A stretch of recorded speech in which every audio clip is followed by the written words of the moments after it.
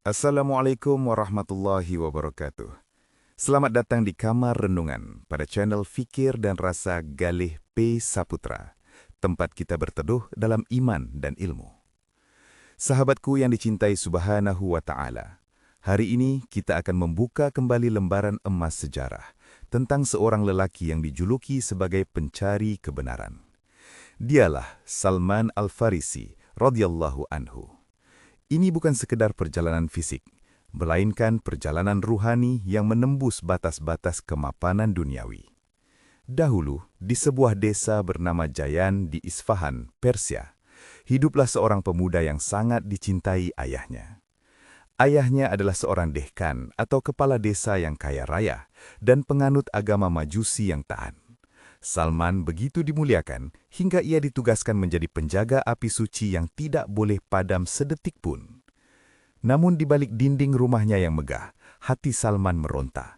Ia merasa ada sesuatu yang lebih besar dari sekedar menyembah api yang ia nyalakan sendiri. Suatu hari, saat melewati sebuah gereja Nasrani, ia terpesona oleh cara mereka beribadah.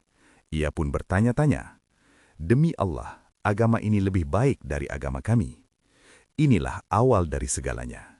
Meskipun sang ayah merantainya agar tidak meninggalkan agama nenek moyang, tekad Salman sudah sekeras baja.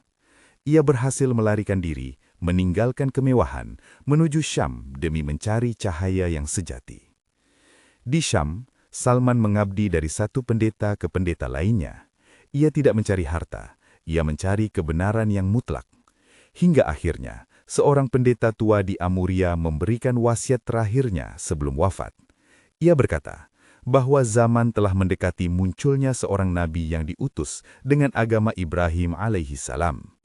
Nabi itu akan muncul di tanah Arab di sebuah tempat yang ditumbuhi banyak pohon kurma di antara dua bukit berbatu hitam. Sang pendeta memberikan tanda-tanda yang spesifik. Ia memakan hadiah, namun tidak memakan sedekah, dan di antara kedua pundaknya terdapat tanda kenabian. Mendengar hal itu, Salman tidak ragu. Ia menyerahkan seluruh ternak dan hartanya kepada rombongan pedagang dari kabilah Kaleb agar mau membawanya ke tanah Arab. Namun di tengah perjalanan, pengkhianatan pahit terjadi. Para pedagang itu menjual Salman sebagai budak kepada seorang Yahudi di Wadi Al-Qura. Bayangkan sahabatku, seorang putra bangsawan kini menjadi seorang hamba sahaya. Ia kemudian dibeli lagi oleh seorang Yahudi dari Bani Quraizah dan dibawa ke Yathrib. Begitu melihat kota itu, Salman bergumam dalam hati, "Inilah kota yang disifatkan kepadaku." Ia bekerja keras di bawah terik matahari, memanjat pohon kurma, sementara hatinya terus menanti fajar kenabian. Dan saat yang dinantikan itu tiba. Suatu hari, ketika ia berada di atas pohon kurma, ia mendengar majikannya berbicara tentang seorang lelaki dari Mekkah yang mengaku sebagai nabi dan baru saja tiba di Kubah. Tubuh Salman bergetar hebat hingga ia hampir jatuh menimpa majikannya. Dengan penuh kehati-hatian, Salman menemui Muhammad sallallahu alaihi wasallam. Ia membawa kurma dan berkata, "Ini adalah sedekah." Beliau sallallahu alaihi wasallam memerintahkan sahabatnya untuk makan, namun beliau sendiri tidak menyentuhnya sedikit pun. Hati Salman berdesir. Ini tanda pertama. Keesokan harinya ia datang lagi membawa kurma dan berkata, "Ini adalah hadiah." Kali ini Rasulullah sallallahu alaihi wasallam ikut memakannya bersama para sahabat. Ini tanda kedua, batin Salman. Hingga pada suatu kesempatan di pemakaman Baqi, Salman berusaha melihat punggung Rasulullah sallallahu alaihi wasallam.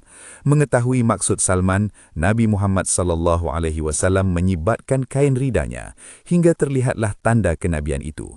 Detik itu juga Salman tersungkur menciumi Rasulullah sallallahu alaihi wasallam sambil menangis haru. Ia telah menemukan apa yang ia cari selama puluhan tahun melintasi benua. Perjuangan Salman tidak berhenti di situ. Sebagai budak, ia tidak bisa mengikuti perang Badar dan Uhud. Hingga akhirnya Rasulullah Shallallahu Alaihi Wasallam bersabda kepadanya, "Mintalah mukatabah, perjanjian tebusan kepada tuanmu, wahai Salman." Majikannya meminta syarat yang sangat berat, menanam 300 tunas pohon kurma dan membayar 40 ukiyah emas. Rasulullah Shallallahu Alaihi Wasallam kemudian menyeru para sahabat, "Bantulah saudara kalian." Maka para sahabat pun bergotong royong memberikan tunas-tunas kurma. Rasulullah Shallallahu Alaihi Wasallam sendiri yang menanam tunas-tunas itu dengan tangan beliau yang mulia. Ajaibnya, atas izin Allah Subhanahu wa Ta'ala, tak satu pun tunas itu yang mati. Setelah merdeka, Salman menjadi sosok yang sangat luar biasa kontribusinya bagi Islam. Masih ingatkah kita dengan Perang Khandaq? Saat kaum muslimin terdesak oleh pasukan sekutu yang berjumlah 10.000 orang. Salmanlah yang memberikan ide jenius untuk menggali parit, Khandaq, sebuah strategi perang yang belum pernah dikenal oleh bangsa Arab saat itu. Strategi ini menjadi kunci kemenangan kaum muslimin atas izin Allah Subhanahu wa Ta'ala. Kedudukan Salman begitu tinggi di mata Rasulullah Shallallahu Alaihi Wasallam hingga beliau bersabda dalam sebuah riwayat yang disebutkan oleh Ibnu Hisham dalam Sirah Nabawiyah.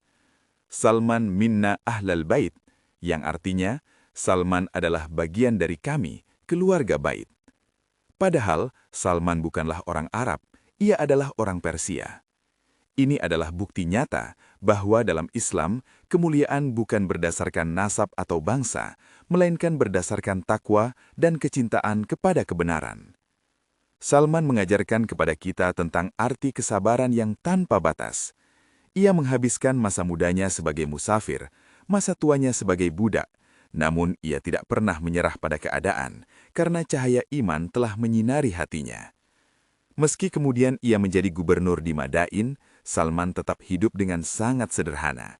Ia hanya memiliki sehelai kain yang ia gunakan sebagai alas duduk sekaligus selimut.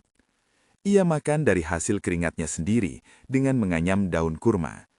Ketika orang-orang bertanya mengapa ia hidup begitu zuhud, padahal ia adalah seorang pemimpin, ia menjawab dengan penuh ketenangan tentang bekal menuju akhirat.